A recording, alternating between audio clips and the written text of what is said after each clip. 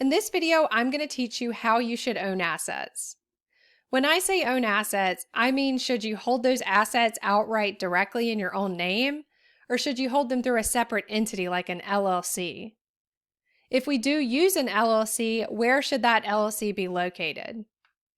Also, which assets should be held inside a retirement plan as opposed to which assets should not be in a retirement plan? After watching this video, you're going to have a good understanding of all the different assets that you could invest in and how you should own those assets. I'm going to walk you through the 5 different buckets and tell you why each asset belongs in each bucket and how to own assets within that bucket. Let's go ahead and dive right in. I've put together this infographic that can help you visualize the different buckets and which asset belongs in each bucket. If you want to download this, there's a link in the comments below where you can go download the graphic yourself and have it on file. Just to start, before we begin, I want to make sure you understand the drivers behind why we say an asset should be in a given bucket.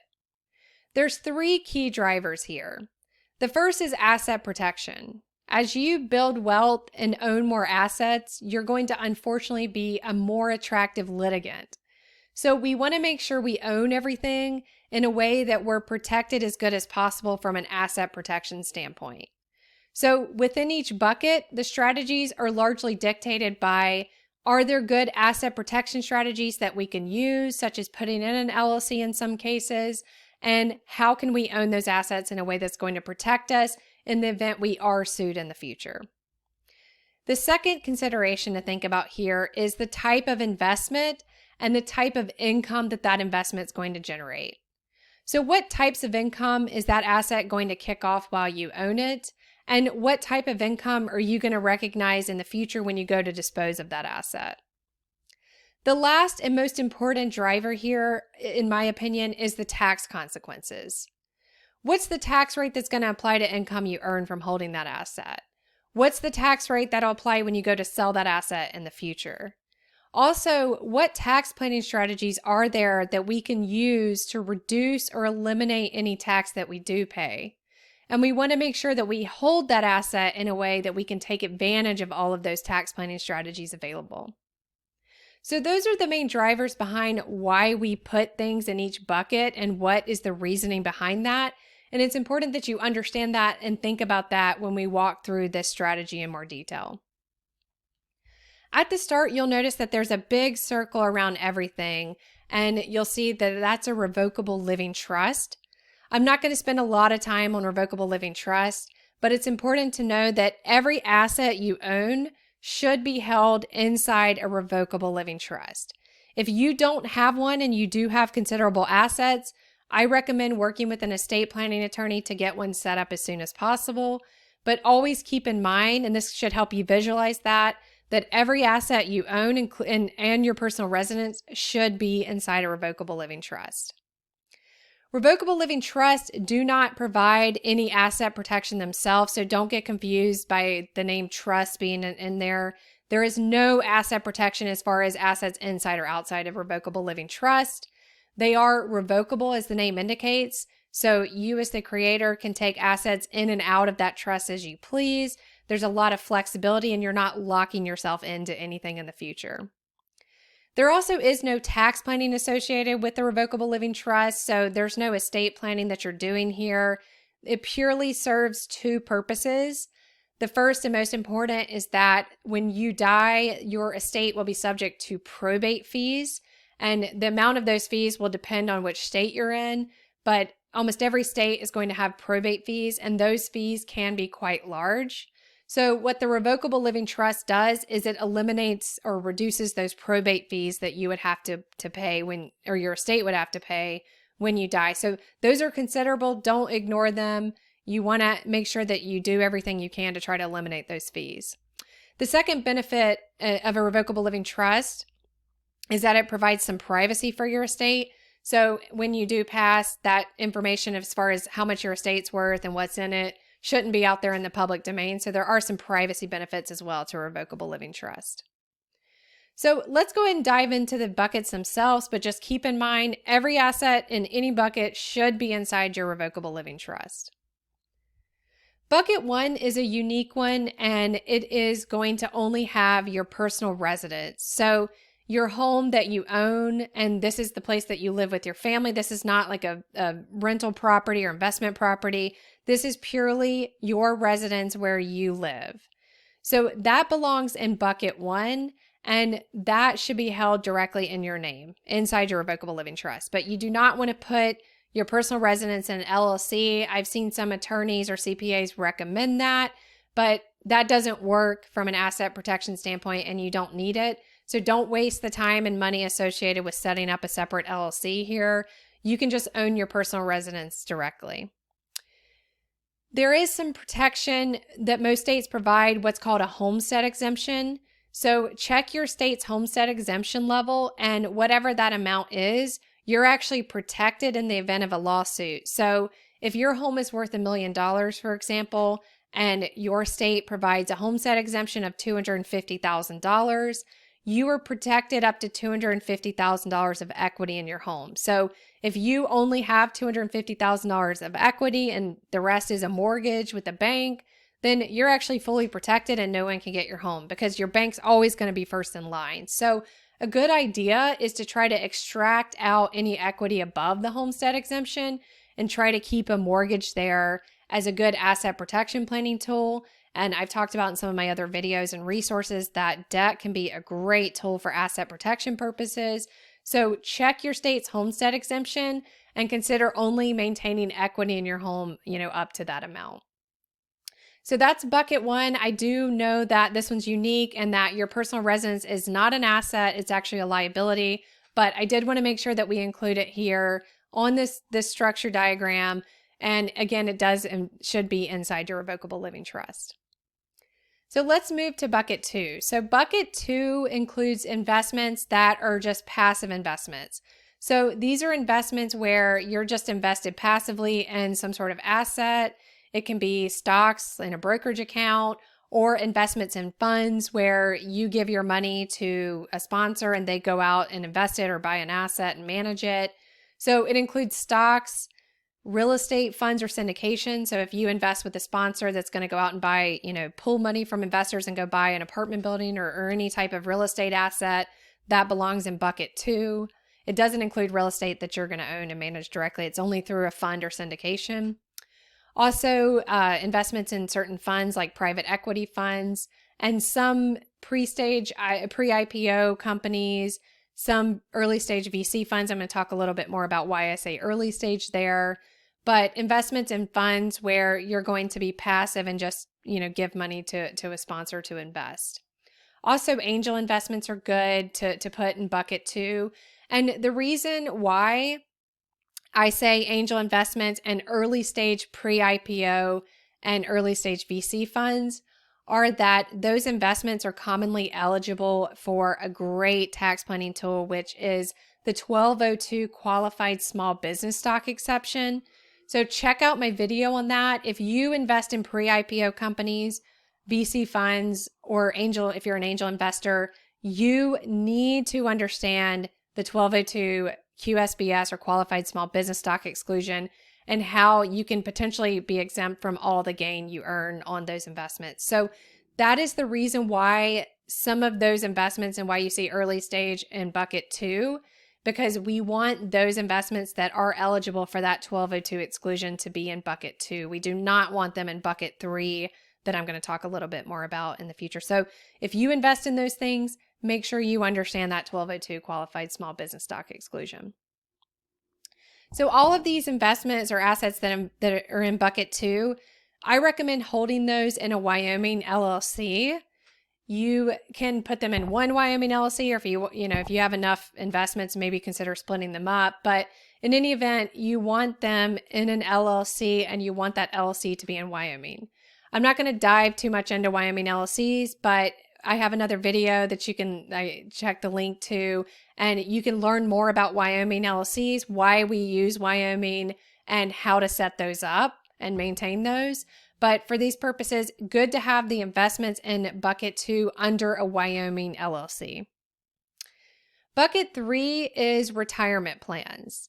So in this case, when I say retirement plans, I am only talking about Roth IRAs. If you've listened to any of my other videos or checked out my other resources, you know I'm not a fan of 401ks or traditional IRAs. So I'm only talking about a Roth IRA here. Roth IRAs are great because you're putting post-tax money into it, but any appreciation, the value of those assets is exempt from tax ever. So we call it a tax shelter. It's a legal tax shelter. It's a great tool for assets that you think might explode in value in the future. So I'll talk a little bit about those types of assets. And so anything you think is just going to have massive appreciation is good to have in a Roth IRA because it's not going to be subject to tax. Also, anything that kicks off tax inefficient income is also great to have in a Roth because you don't pay tax on that income. So the assets that I put in bucket 3 are, stocks. You have stocks in bucket 2 and 3. Good stocks for bucket 3 are stocks that you think might explode in value. So think like tech stocks where there could be huge appreciation in those companies. Those are good for bucket 3.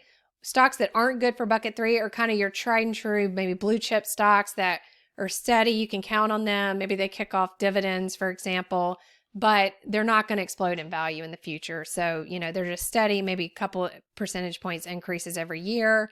Those are good for bucket 2. But bucket 3 are those stocks that you think might just explode and take off. A great asset for a retirement account and something I use a lot is crypto.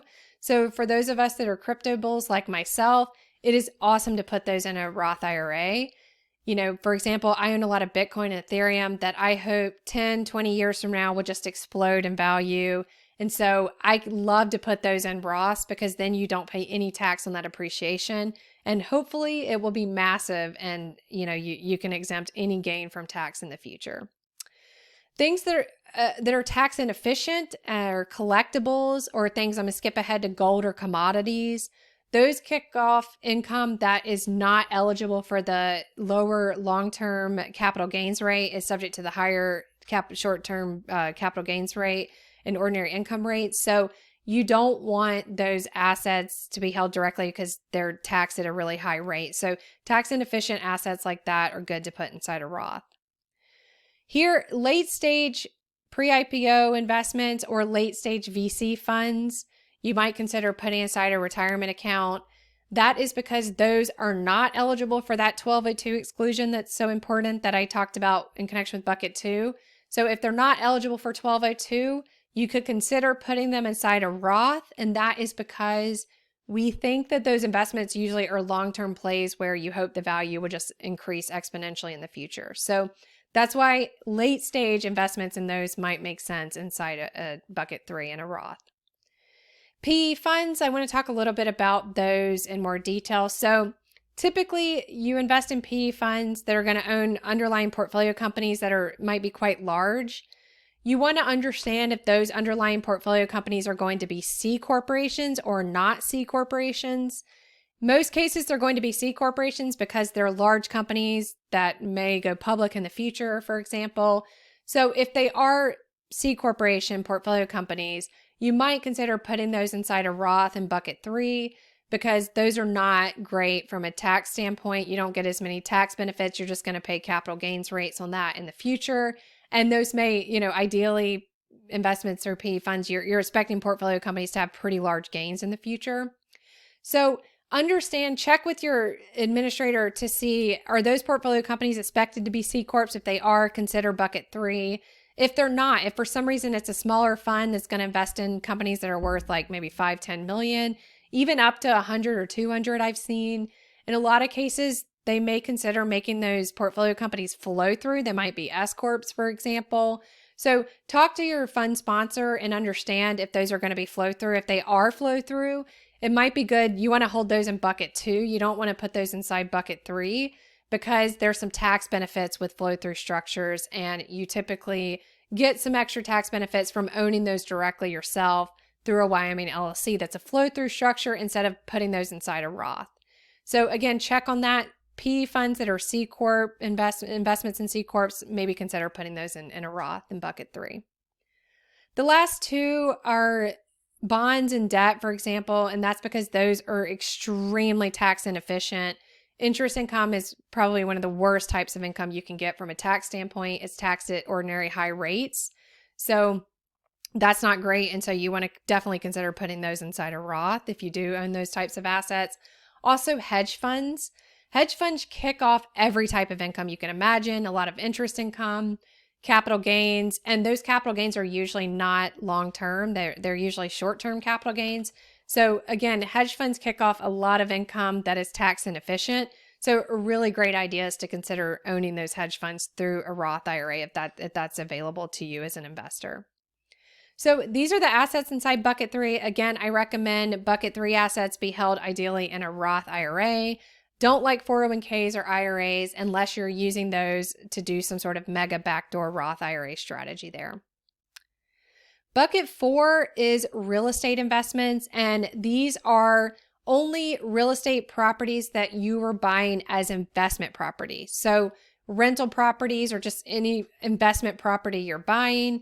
These are not homes or, personal residences where you're going to live and not rent those out. So don't put your personal residence in bucket 4. That belongs in bucket 1 by itself.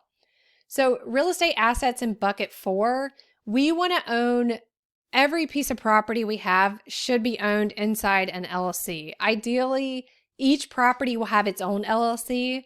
If you own, a couple of properties that are worth very little, like 50 grand each or something, you might couple a few of those together in an LLC instead of having just, a ton of LLCs for low value properties. But ideally, you want each real estate property in its own LLC. The property LLC should be set up in the state where the property is located. So you can't, for example, own property in California and avoid being sued in California if something happens, with respect to that property by putting it in a Delaware LLC. You want the LLC in that case to be a California LLC. So set up the LLC in the state where the property is located, not where you are located or where you think you're going to get some, beneficial court to rule in your favor. It's always should be set up in the state of the property. If you own multiple properties or if you own one property that has significant value, you might consider owning those LLCs through a holdco that is a Wyoming LLC at the top here. You can see that the Wyoming LLC then owns 100% of the underlying property LLCs. There can be as many property LLCs as you want, but set up that holding company and put it in Wyoming because that might provide some additional asset protection and help prevent if someone does sue you for something that doesn't relate to those properties from getting into your property holdings. So let's say you're in a car accident and it doesn't involve anything related to your real estate. Having that Wyoming LLC as a topco might be an extra layer of asset protection that prevents that litigant from coming after your rental properties or any kind of value there. So again, consider having a Wyoming LLC at the top with each property in its own property level LLC at the bottom. So bucket 4 again is just real estate. That's investment properties, does not include your personal residence, but that's just purely real estate rental properties that you're going to own and manage.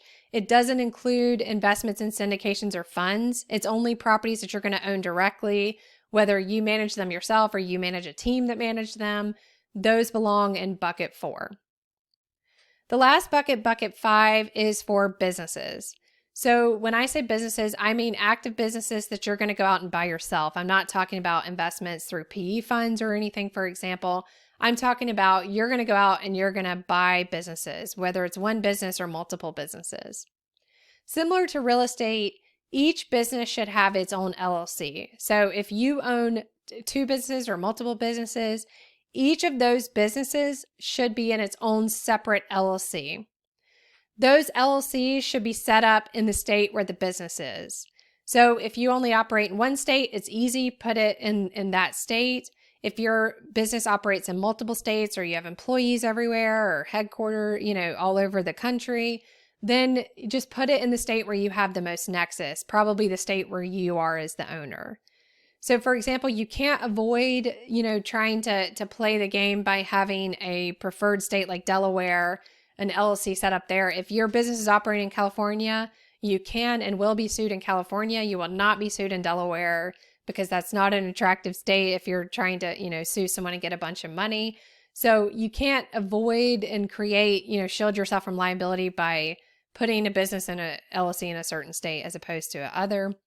Also, there are no tax benefits that come from locating your LLC in a low tax state. Anyone who tells you that is wrong. You pay tax based on where your business operates and where their assets are and where your people are and where your headquarters is. It does not matter where, you put the LLC. You're going to be taxed based on where you operate. So put the LLC where the business has the most nexus. Usually that's going to be where you as the owner of the business is if you're actively involved. It might be another state if you're not involved. But don't, again, think that there's some sort of tax or legal benefit from putting your LLC in a different state. If you have multiple businesses or just one business, commonly you might want to use what we call an S corporation. So you might want to check to treat your LLC as an S corporation by filing an election with the IRS. There are some tax benefits that can come from that. So check out my video on S corporation payroll tax strategy and understand when to use an S corp, how to use that S corp, and what the tax benefits are that you can get there. It might be a good idea to, if you've got multiple businesses, you only want one S corp. You don't want multiple S corps. So if you've got more than one business, you can do similar to what we talked about in bucket 4. You can have a holding company that owns the underlying business LLCs, and that holding company can then elect to be your S corp. So that way, all your businesses are owned by one S corp, but they're still segregated into their own LLC, providing good asset protection there. So S corps don't always make sense. So make sure you check out my video to understand when to use an S corp. But if you've only got one business and you do want to do the S corp strategy, then you don't need multiple LLCs. You can have your one business and one LLC, and that LLC can elect to be an S corporation. So bucket 5 are, again, businesses that are active operating businesses, whether you're going to be involved in the operations or not. These are businesses that belong in bucket 5. We're not talking about anything that you invest in through a fund or a syndication. So these are the different buckets, and this is how each asset should be allocated among these buckets. Hopefully now you have a good understanding of how you should own the assets that you have. You don't, again, have to 100% comply with this. For example, every asset in bucket 3 doesn't have to be in a Roth IRA, but this is just a good guide that can help you understand what is the optimal asset holding structure and why do we put each asset in the bucket that we've allocated it to. So hopefully you found this video helpful. If you did, please like and subscribe and check out our other resources on these topics.